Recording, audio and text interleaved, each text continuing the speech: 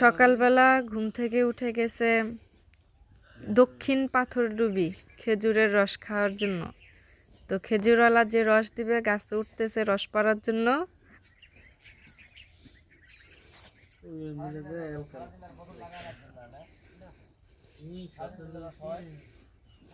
দেখি রস পারবে, তারপর আমরা নিয়ে যাব রস বাসায়।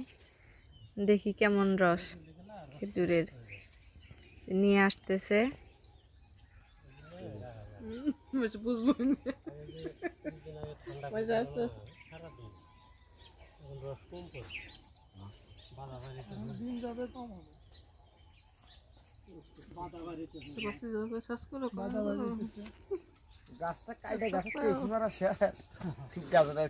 আমার ভাইয়া